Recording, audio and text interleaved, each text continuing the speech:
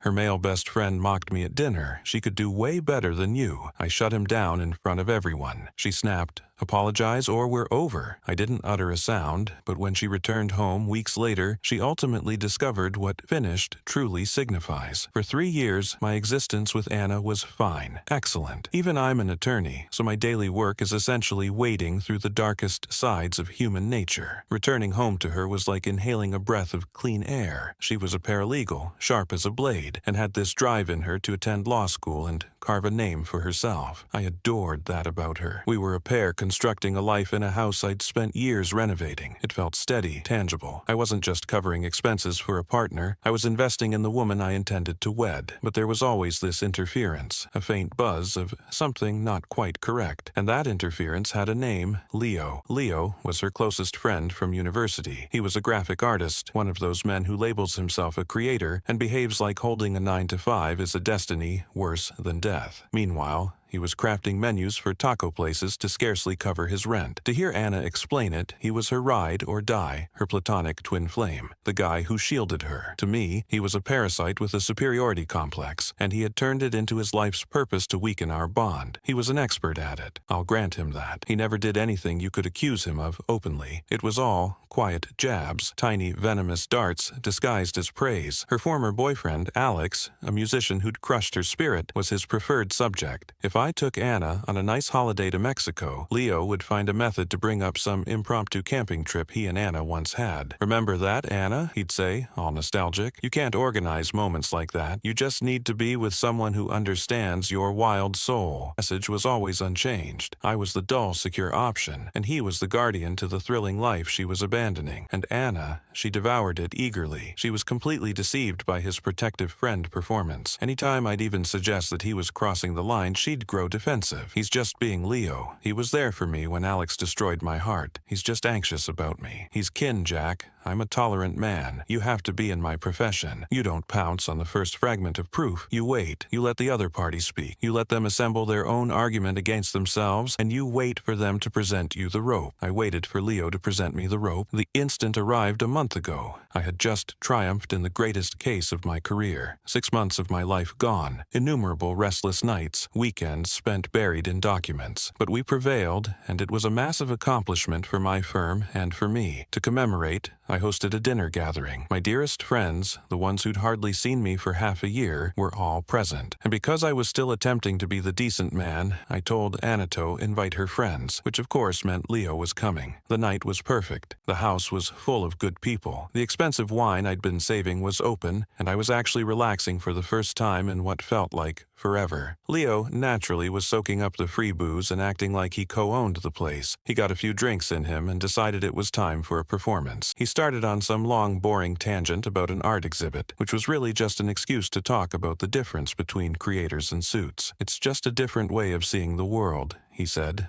looking right at me. "Some of us are driven by passion, by art. Others are more practical." He took a long, slow sip of my wine. My friends knew his game and were shooting him looks that could curdle milk. I just gave him a tight smile and refused to engage, but he wasn't done. He turned to Anna, putting on his best concerned friend face. "I just hope you're happy, Anna," he said, his voice dripping with fake sincerity. "I mean, Jack's a great guy. He's stable. He's a provider. He's reliable." He said reliable like it was a dirty word. Then he paused, looked me dead in the eye, and let a smug little smirk spread across his face. "But you've got to admit, she could do way better than you." And there it was, the rope. The whole table went silent. You could have heard a pin drop. My friends looked like they were about to physically restrain themselves from launching across the table. Anna just stared at her plate, blushing. She wasn't mad at him. She was just embarrassed that he'd made a scene. That was the moment the focus snapped into place for me. The picture became crystal clear. The patient lawyer was gone. The man, who had just been fundamentally disrespected in his own home in front of his friends by a man who was living off his generosity, was now running the show. I put my fork and knife down very slowly. I folded my hands on the table and fixed my eyes on Leo. The friendly host had left the building. The prosecutor had just taken his place at the podium. "That's a bold claim, Leo," I said. My voice was dangerously quiet. "I'm interested in your reasoning. In your expert opinion, what does a better man for Anna look like? Please, be specific. Lay out the criteria for me." Leo was completely thrown. He was geared up for a shouting match. He wasn't prepared for a calm, methodical cross-examination. Well, you know," he stammered. "Someone more on her level. A creative. Someone who gets her." "I see," I said, nodding. "So, the main qualification is being a creative. An interesting theory, and I assume you see yourself as fitting this description." "I think I understand her better than anyone," he said, puffing out his chest. "Perfect," I said. "So, you're the gold standard. Let's examine that. Let's add a few other factors to this analysis. Let's talk about something more concrete than vibes. Let's talk about investment. As everyone here knows, Anna is in her second year of law school. It's a top-tier program with a price tag to match. I'm paying for that, the whole thing. It's a major investment of capital, of course, but it's also an investment of faith. Faith in her and faith in our future together. So, my question for you, Leo, as the self-appointed gold standard of what's better for Anna, is this: what have you invested in her future lately, other than your consistently negative opinions of me?" Leo's face went white. Anna shot me a panicked look. "Jack, don't do this," she whispered. I held up a hand to silence her, my eyes still locked on Leo. "I'm not done. Let's talk about the car she drives. It's safe, it's reliable, it gets her to school and back. I bought it for her. Now, you have a car too, right, Leo? A cool little convertible that seems to break down a lot. In fact, Anna has had to loan you money for repairs at least 3 times in the last 6 months, hasn't she? Money that she took from the household account that, by the way, I'm the only one who deposits into. So, in a very real sense, Leo, I'm not just investing in Anna's future. I'm also paying to keep your little hipster mobile on the road. You're welcome." One of my buddies at the table actually snorted with laughter before covering it with a cough. Leo looked like he'd been slapped. "And finally," I said, leaning forward, my voice dropping, "let's talk about this house, the roof over her head. I own it. I pay the mortgage.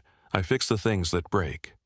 You, on the other hand, have been late on your rent so many times that Anna has had to cover for you again with money that I earned. So, let me just summarize your argument for the jury. I mean, for the table. Your position is that a man who provides a stable home, a reliable car, and a fully funded top-tier education is an inferior choice for Anna.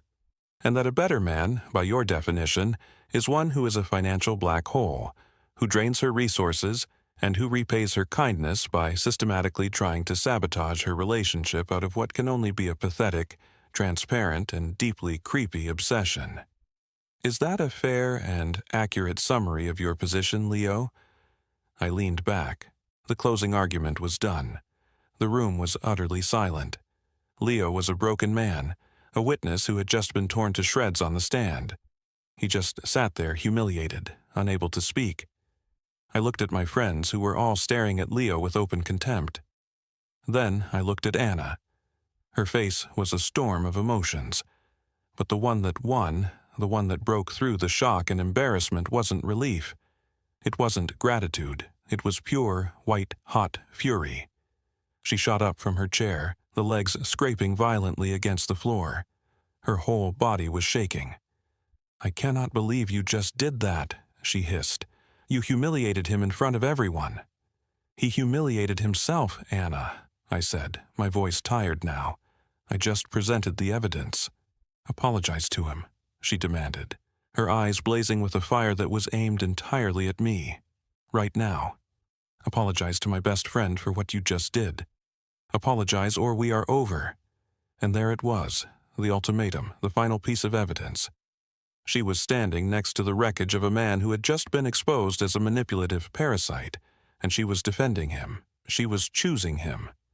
The love I had for her didn't just die, it was executed.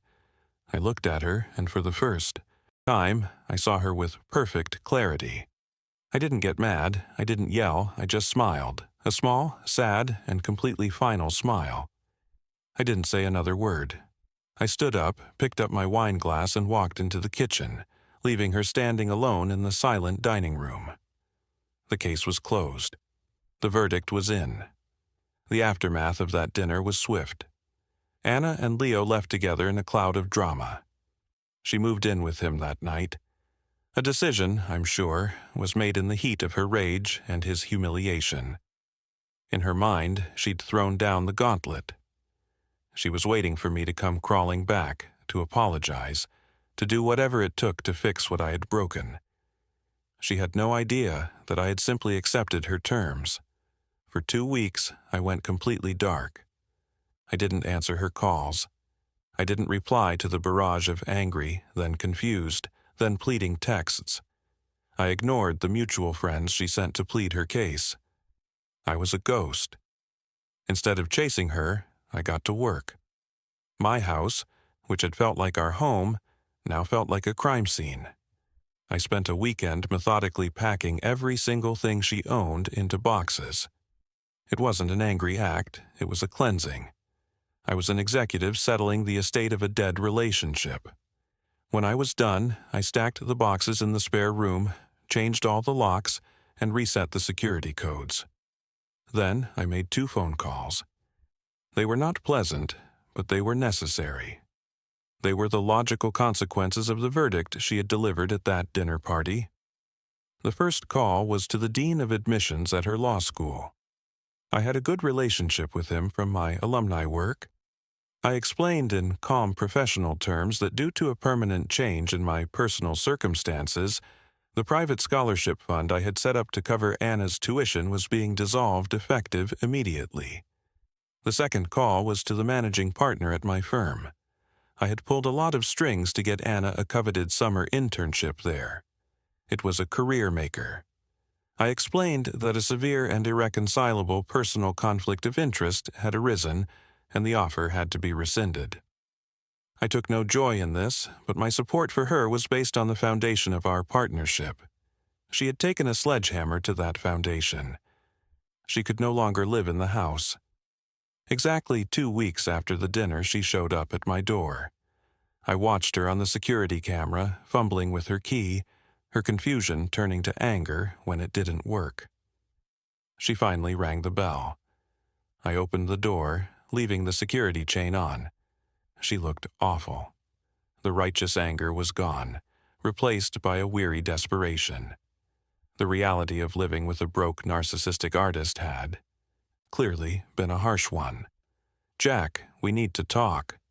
She said, "No, Anna, we don't," I replied. "You made your choice. The conversation is over. You can't just throw away 3 years over one fight," she pleaded, tears starting to form.